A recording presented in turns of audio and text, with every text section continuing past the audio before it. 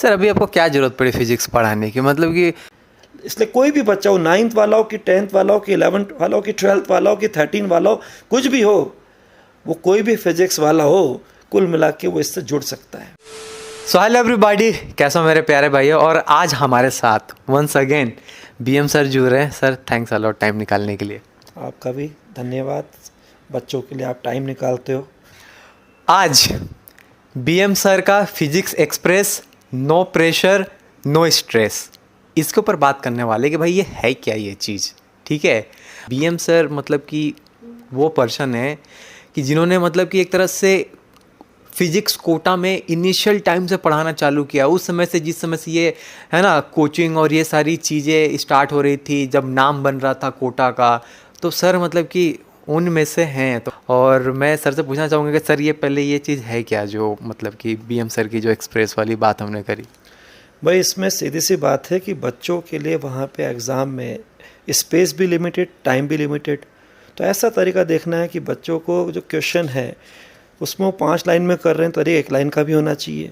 ऐसे भी क्वेश्चन तरीके होते हैं जिसके अंदर बिना कुछ आपको पेन चलाए सीधे आंसर को टिक करना आना चाहिए। ऐसा भी होता है जिसमें आपने ऑरल कुछ सोच के कैलकुलेशन करी तो भी आपका आंसर आ जाए।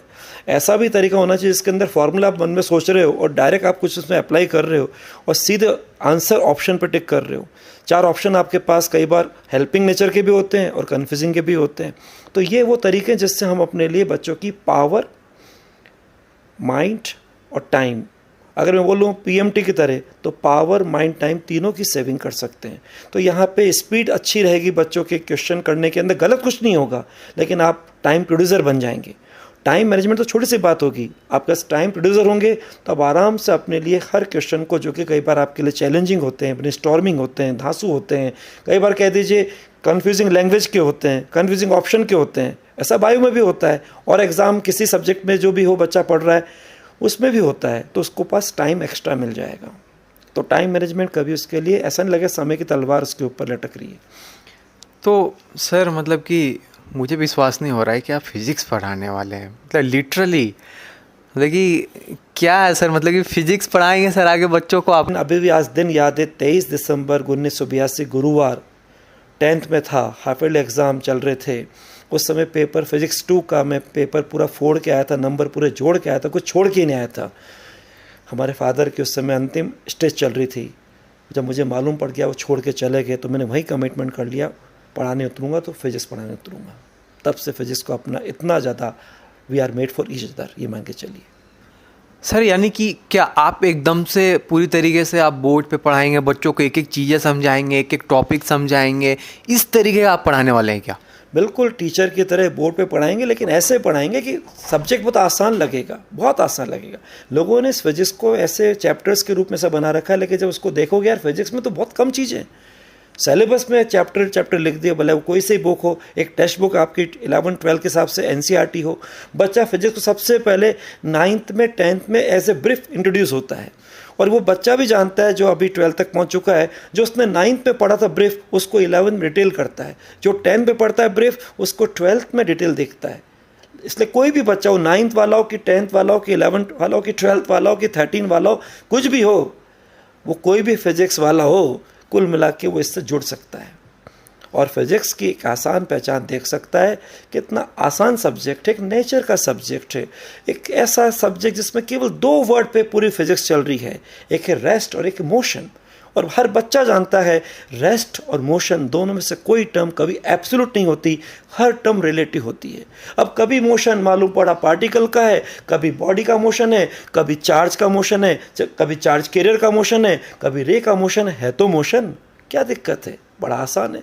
हर रेस्ट को भी एक तरह से समझने का तरीका है, हर मोशन को भी एक ही तरीका से समझने का तरीका है। जब बच्चों ऐसा लगेगा कि तो आपस में कितना कनेक्टेड है, सिलेबस कितना हमारा शॉर्ट है, कितना कंसाइज है, तो बच्चे रिवीजन करेगा और उसका एक विश्वास आ जाएगा, यार फिजिक्स तो मेरे आसपास महसूस हो रही है। वो आसपास फिजिक्स को फील करेगा, फिर उसके अंदर वो यहाँ पर एक तरह से डील करेगा और बाद में स्कोर प्रोड्यूस करने की झील करेगा।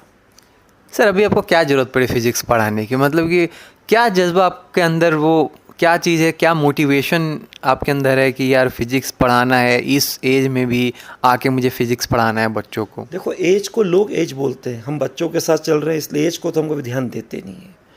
और अंदर अगर आपने सोच लिया कि आपको बच्चे के हिसाब से जब ज़रूरत लग रही बच्चों को तो अपने को करना चाहिए। मेरा फिजिक्स अभी आपसे कहा था, we are made for each other. मेरा हमेशा प्रयास रहता है कि बच्चों की फिजिक्स को आसान कैसे करें।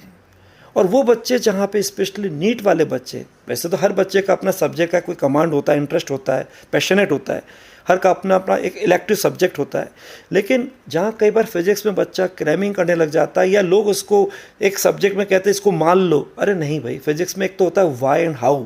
जब बच्चे में वाई हाउ का खुद का जवाब आ जाएगा ना, खुद की बुद्धि से वो अपने आप को, अरे यार कितना आसान चीज़ है, ये तो मैं ही सोच सकता है, तो मैं ही कर सकता था, तो उसको फिर किसी और सपोर्टर की ज़रूरत नहीं होगी। वो खुद का सर लेके जाएगा ना, तो उसे किसी सर की ज़रूरत नहीं होगी। इस सर को वो मजबूत कर लेगा तो वहाँ उसका कॉन्फिडेंस टॉप लेवल पर होगा। वो मेरा प्रयास रहेगा।